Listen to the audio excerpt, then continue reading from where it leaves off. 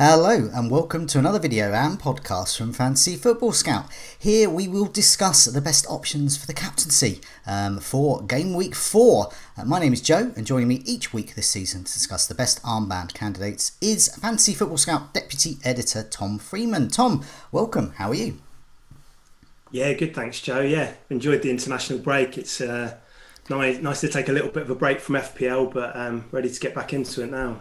Yeah, definitely. So some tough choices ahead for those wildcarding, those not wildcarding. Plenty of options to choose from. But before we look at some of those candidates, I understand you've got some news of an offer to tell us about. Yeah, there's a couple of fan team bits. So it's the last call for fan team season-long Premier League game this week. If you register ahead of Game Week 4, you can start with 95% of the average total points scored, I believe. So yeah, that's the last call. There is also a Champions League group stage tournament with a €50,000 top prize, which I really like this format. And it's quite simple. There are no price rises, no wild cards, and no bench. So you are simply picking a strong starting 11 for the Champions League group stages, and that is it. So just six rounds. That's quite interesting. I'm probably going to have a go at that. So yeah, both of those available now. Okay, on to the captaincy picks. Lots of choices, as I said, but there is one man that is catching the eye. He's hard to resist, isn't he? The allure of Ronaldo, because it's Ronaldo.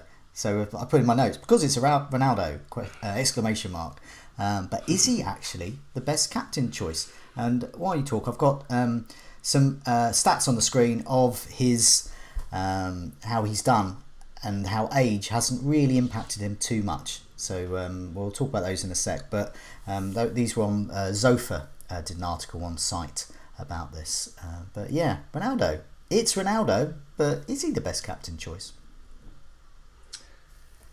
If Ronaldo plays for around 80 minutes, assuming he's on penalties, I think he probably is the best captain option this week. But there are question marks over his minutes at the moment. I'm not sure if you've been following it, Joe, but he started the first Portugal game of the first of three internationals during the break. That was the game against the Republic of Ireland. Now, he broke the international goal scoring record in that game, but as a result of his celebration, he was yellow carded, top was off, which we should factor into our FPL decisions maybe. But yeah, so he got the booking, which means he is suspended for, I believe, tonight's game against Azerbaijan. Yes. Now, Portugal also had a friendly at the weekend against Qatar, which I think was in Baku. So he was basically released early. He wasn't needed in the friendly. He can't play tonight. So we believe he's back in England. But of course, there's an isolation period when you come back into the country, which I'm led to believe is 5 days.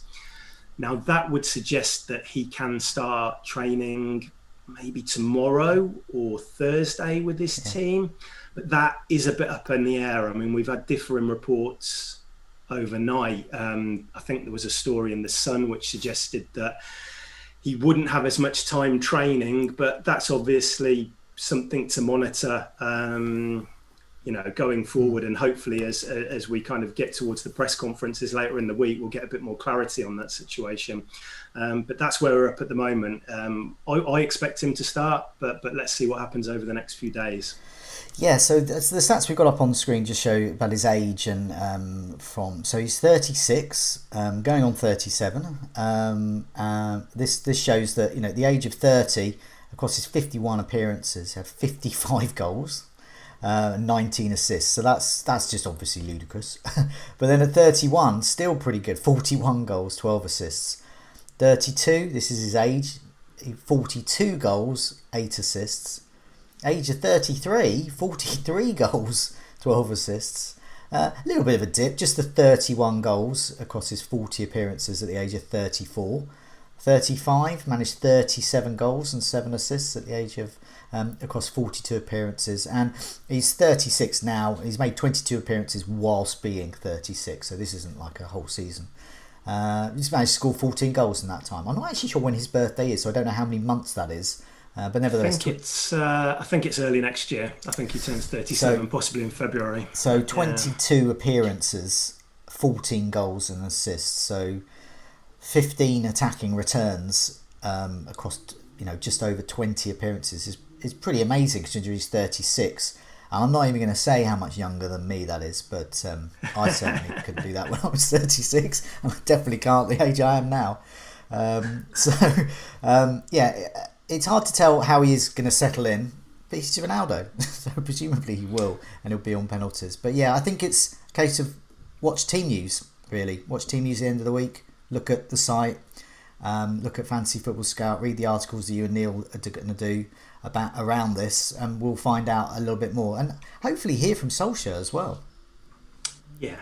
I think all of those stats. If he gets the service at United and they play to his strengths, he'll score goals, won't he? Yeah, definitely. That is naturally going to happen. So if he does get the minutes this weekend, I pulled out a couple of statistics from the members area just regarding Newcastle, who they're up against this weekend. So if they're playing to Ronaldo's strengths, we're going to want crosses into the box. So looking at Newcastle, they've conceded 33 crosses from their right zone, which is where Luke Shaw will be operating, and he's probably the player that we want whipping balls into.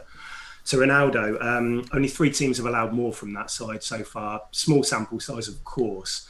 But I do think the way that Newcastle play with their wing backs, they play Murphy on the right, Ritchie on the left. I think they had quite a lot of Newcastle to their game going forward. But defensively, I do think they can struggle a little bit, which does suggest that the wider players may be able to get those ball into the box, which United haven't done a great deal of in recent times in terms of the volume of crosses.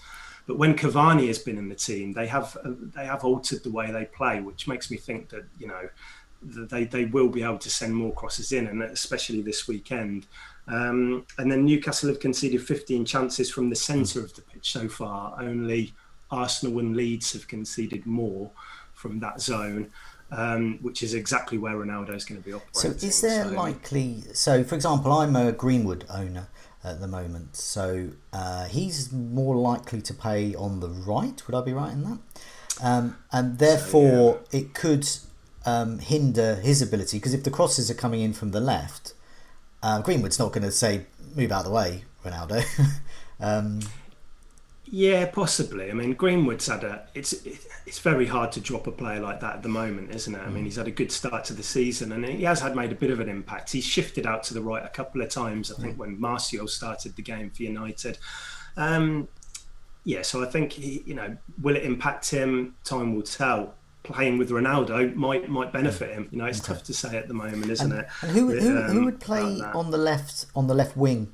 Ahead of Luke Shaw, so you assume the crosses would come from Luke Shaw, so that would be good because he's good at crossing. But who would be ahead of him, do you think? Pogba? Well, Pogba's played a couple of times from the left, hasn't he? And then he switched to a deeper role at Wolves, which really impacted Pogba, actually. I think he only touched the ball once in the opposition area during there. But I think he's been very effective in that role. So he may find himself on the left. You've got Sancho, of course, as well, who is there, who picked up a bit of a knock, missed out on the England internationals. But the word from the England camp was that it certainly wasn't ruling him out this weekend. So there's an option there. You've got Rashford to come back in, of course. Daniel James has left. He had appeared in that position this season as well. So yeah, it's interesting to kind of think about the dynamic at the moment, how it's going to work with that. But possibly Pogba this weekend off the left. But yeah, let's see. Okay, so yeah, lots up in the air, but so far the best captaincy shout of Ronaldo if playing. I'm not going to say if fit because he is always fit, but if he's playing. Yeah. Let's have a look. You talk about Newcastle and their defence. So I've got the latest whipping boys for this season. So just 3 matches so far. You've already detailed that it is Newcastle's right-hand side where they've got that problem. But we can see here in terms of big chances conceded, Arsenal, who have had a tricky run of games, even if with Brentford we're including that, but they nevertheless have had a tricky run of games. They're top there. And then Newcastle, they're 11. So I'm looking at Arsenal as in not sure, but Newcastle up there in terms of that could be the team to target in terms of the captaincy. Go for their defence. They've conceded 8, and they were expected to concede 8. They're neither under or overperforming. They are what they are. And then looking at their Norwich as well, Southampton, Burnley, Leeds are other defences that are worth targeting. So it does suggest there are other options as well. For example, Antonio playing Southampton, Salah playing Leeds, Calvert-Lewin against Burnley there. So there are definitely options, and Aston Villa will probably be, I mean, half their team appears to be in prison at the moment under Brazil. So yeah, Aston Villa are going to be depleted, we think. So that could mean good for Lukaku. But I've got some other stats here of expected goal involvement so far this season. So this highlights Antonio, stuff of legend already. 7 shots on target, 4 goals, 3 assists, and then Calvert-Lewin, Mane, and Salah as well doing well.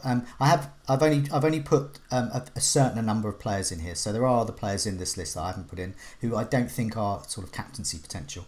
But nevertheless, there may be others. But Lukaku, he's only had a couple of games. Shots on target 3 and a goal, so there's could be plenty more for him. And Salah's shots on target being 5 and expected goal involvement of 2 is still pretty good. It's not all about Ronaldo. So who else appeals for you in terms of who's your vice captaincy on if it's not Ronaldo, that type of thing? Well, I will talk about Lukaku, but just before we move on to that, we should probably still mention Bruno Fernandes because up until the Ronaldo signing, of course, we were going into this game week, and he was the number one captaincy kind of option. I think I don't think we should dismiss him completely. I think if he loses penalties, is of course going to have a knock on his FPL output. But if there are kind of doubts about Ronaldo maybe starting going into the weekend, we can't write out. We know what Ronaldo what Fernandes can do. We saw it in game week 1. He wasn't reliant on penalties. I think if you're building a wild card this week, I think you're naturally going to go to Ronaldo. But we should at least mention Fernandes here as well. But in terms of Lukaku, similar to Ronaldo in that he played a couple of international matches actually, but picked up a yellow card in the weekend match. So he is suspended for tomorrow's match against Belarus. But after the game at the weekend, he revealed in an interview that he was carrying, I think, a minor thigh issue, which he was going to have a scan on. He was going to have a scan before he then flew back to London. It didn't sound serious. I don't think it's anything to be overly concerned about. But again, a bit like Ronaldo, just monitor it on the run up to the deadline. We'll hopefully get more news from Tuchel later in the week. But if he does play, he looks a good bet, doesn't he, this week? Yeah. I mean, you mentioned about Martinez and Buendia being unavailable, which means that Jed Steer will start in goal for Villa. Hasn't featured a lot for us at all since we came up via the playoffs. We're awaiting an Esri Konsa injury update. He came off against Brentford. Tyrone Mings and John McGinn are back, but Villa haven't particularly impressed so far. No. We have struggled a bit. I think if you look on those tables, I think it's 4 big chances conceded, which is fine. But look at who we've played. We've played Watford, Newcastle, and Brentford so far. So of course we have to take fixtures into account. And Chelsea are obviously a bit of a level up from that. So I think as far if Lukaku is if he's fit, if he's available, bearing in mind they have got Champions League games next week, so if there is a bit of a doubt around it, he may be rested. But I think he looks, if he is ready, I think he looks a superb option for this week. Yeah. So in an ideal world, if we had whatever team we wanted, Ronaldo, if available, captain, Lukaku. Set just a notch below, but still great option. So. Great option. Yeah. What about the Leeds defence? I know I'm going to talk more to Seb about it on the Scoutcast tonight. He's a Leeds fan, and he hasn't been keen on the Leeds defence for a while. And they do look pretty porous. Salah or Mane. So I put Mane's stats up as well because it's an interesting differential. A lot of people saying he hasn't. He's losing it and stuff, but shots on target 4. He's only scored 1 goal, so suggesting that he was expected to have been involved in more than 2 goals so far. But Salah probably be the main one we'd be thinking of. He's going to be in most teams. Salah looks actually a pretty good captaincy shout, I think, against Leeds. Yeah, for me, he's definitely up there in the top 3. If I can't get Ronaldo in without a hit this week, he'll likely be my captain. It doesn't seem to have quite clicked for Leeds so far. I mean, it'd be interesting to see what Seb says about it later on the Scoutcast. But I watched the game against Burnley, and they kind of altered the shape for that game, because I think they were up against Burnley, who played 2 strikers, which Leeds normally do, but it just didn't seem to quite really click for them throughout the match. And I just thought that I think they'll give up opportunities against Liverpool, and I think that Salah, as always, he's in that conversation.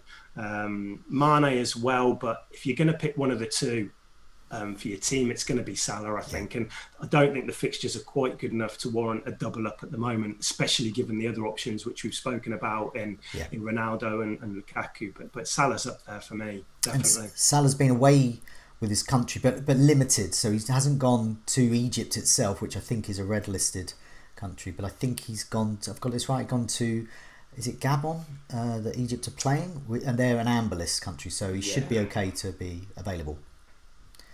Okay, Antonio. Now, I didn't captain him last time out, but lots of people did, and I think we have to consider him a premium captaincy candidate now. He certainly has been so far this season. He's playing Southampton, so let's put those whipping boys table up again, and that shows how bad Southampton are really. Big chances conceded 8, goals conceded 6. And I think for someone like Antonio could be an option. What do you think? He's been away as well. A new player for Jamaica, I believe. Yeah, exactly. Yeah, he has. Which, for a player who has got a history of hamstring injuries and a Europa League campaign kicking off next week, it's perhaps a little bit worrying. With even if he doesn't feature, it's that extra travel. But with a player in the form that Antonio is, the numbers which he puts up when he is available, I think as FPL managers, you get him in your team. If he gets injured, you take him out. That's simple. He feels like too good an option to be concerning yourself with that at the moment. And he deserves to be in the conversation, doesn't he? I mean, I think Southampton played well against Man United at St Mary's in game week 2. I think they made it difficult for them. I think with players like Ward-Prowse and Armstrong, I think they're going to be okay this year, Southampton. I think there are better options this week, but given the fact that he's played 3 games, 3 double-digit hauls, 4 goals, I think, is it 4 assists, I think, as well. I mean, they're crazy numbers. I do think there are better options this week, but if people are considering it, I don't think it's a completely outside kind of choice. Okay, well, let's have a look at those remaining fixtures there, and there are other options, and there are lots of good teams with good players, captaincy candidates against so-called minnows. So who else appeals? Looking at this, I mean, we've got. I mean, I've singled out Calvert-Lewin if fit against Burnley. I mean, he is another player like Antonio. Looks unstoppable points wise. Yeah, I mean, he was somebody I was looking at for a transfer for my own team. Now, he hasn't been on England duty again. He's got this, I think it's a broken toe, which he's been playing through, which he then picked up a thigh strain, I think, in game week 3, which was a result of his broken toe, I think. So he was withdrawn from England duty, and I don't think we've had an update on it since. You would hope that he would be fit. If he is fit, I think he becomes a very good option. I think Burnley have conceded more headed attempts than any other side in the opening 3 game weeks, which is also now under Benitez is a massive part of Everton's game plan, getting the ball wide, getting the ball into the box by crosses with Gray and Townsend and Digne and players like that. I think he looks a brilliant option this week, but again, we're going to just need that press conference later on in the week and for Benitez to come out and say, he's 100%, he's absolutely fine. So great option, but needs to be monitored. Any other players or any other fixtures stand out for you for the captaincy? Well, we should talk about Palace Spurs, shouldn't we, as well? With Kane obviously back in game week 3. Son as well, who I think we both captained him in game. Yeah. You captained as well, yeah. So Yeah. we both had a bit of joy with that in game week 3. Felt like a good fixture against Watford, and I think this is another good fixture from as well. Now, again, we seem to be repeating ourselves here, but again, there has been an injury flagged up this morning. I think he came off for South Korea.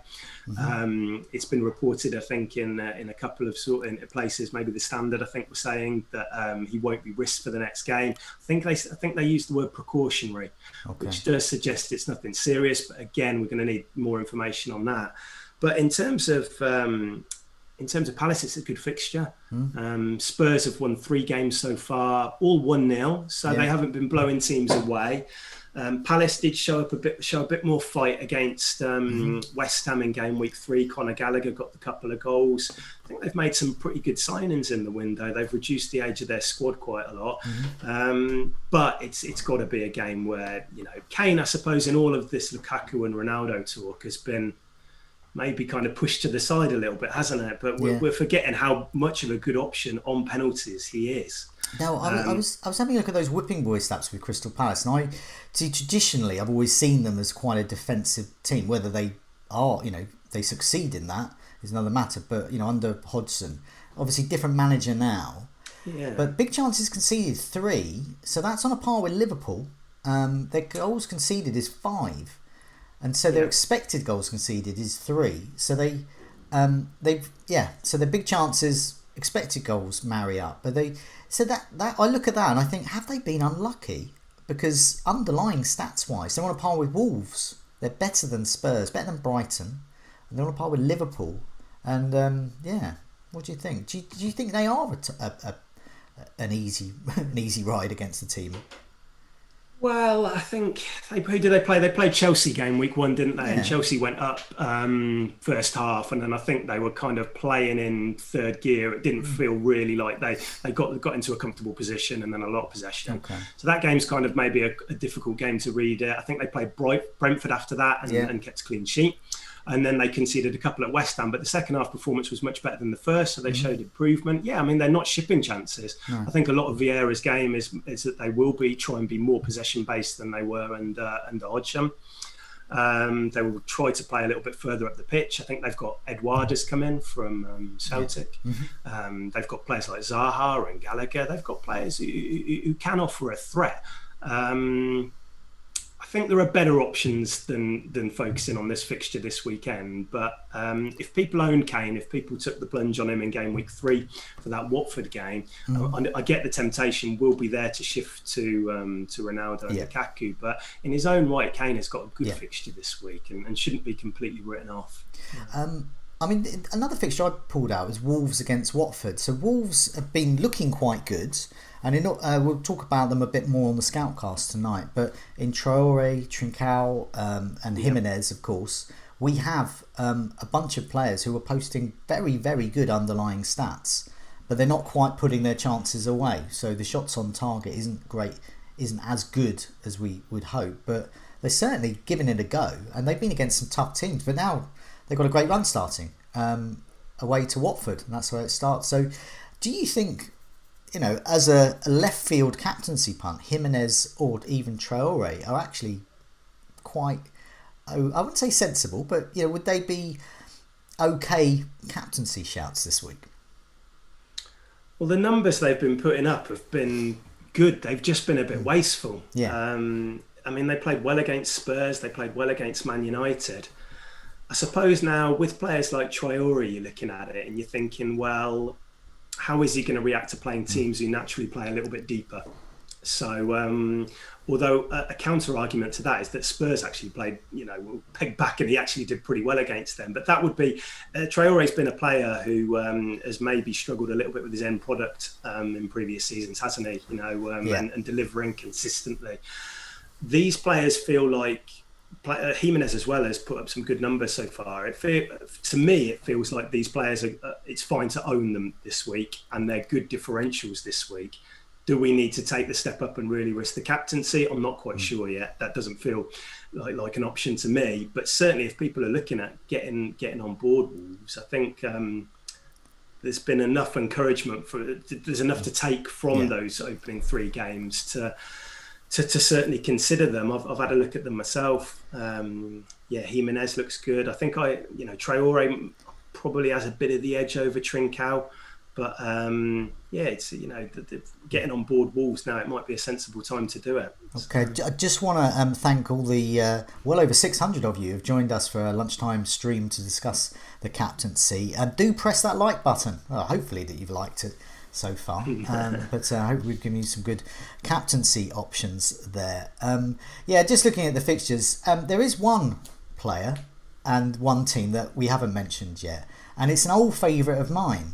When I've been in the doldrums and I've thought, I'm going to captain this guy because he's against Norwich, and that's Aubameyang.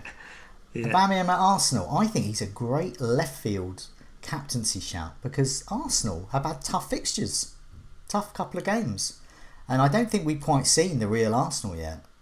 And Norwich, well, go back to the Whipping Boys table again, and there they are, Norwich just below Newcastle, so they're there for the taking. Am I mad to consider Aubameyang? Well, he's got a good record against Norwich. I'm sure I was looking at reading earlier that he's got a few goals in his past few appearances. I can remember captaining Aubameyang, I'm sure, against Norwich during Project Lockdown, maybe. Yeah. Oh, Project Restart, sorry. I'm sure I captained him then. But I mean, Arsenal, it's a tough one, isn't it? It feels like they've had a poor start. They've had a lot of players missing, though, to be fair to Arteta. You would hope when players like White and Gabriel and Partey come back, they've signed Odegaard, you'd hope that would give them a bit of a lift. Just feels like the kind of game that if Arsenal were to go 1-0 down in that one, it could get a bit toxic at the Emirates, which I know we've seen before. It would be a massive differential, wouldn't it? It just depends how much confidence you have in Arsenal to be able to turn things round. I would personally like to see that happen. I would rather be a little bit late to that party rather than going early. But I looked at it myself earlier. It's not a completely out there shout, I do think there are better options. Just got to put it there. Just before we go, anyone else? I think we pretty much covered everyone. Ronaldo, some other blokes. Anyone else who you think we should mention? No, I think we've covered everything. We've gone Aubameyang deep. Aubameyang and Traore deep. The barrel has been truly scraped. Thanks so much for joining me, Tom. Thanks again, all those that have joined us, and thanks all those in the last minute, the 30 or so people who've just pressed like suddenly. So thank you so much. Thanks, guys. It's like getting a tip, being a waiter, getting a tip, and it's great to get. I appreciate it. Do remember to press subscribe as well if you're not already subscribed to the channel. We'll keep pressing like. Just press it randomly around the house and stuff, or preferably while you're watching our videos. And also mention a lot of the stats that we've been showing. They all come from the members area. There's lots of, you can create your own tables there as well, goals imminent table, and you do all sorts of things, comparison tools, and there's the Rate My Team tool, which I will be putting my wildcard through in the next couple of days or so. So hopefully it has good news for me. But in the meantime, Tom, thanks so much for joining me, and good luck with your Game Week 4 captaincy decision. Thanks, Joe. See you next week.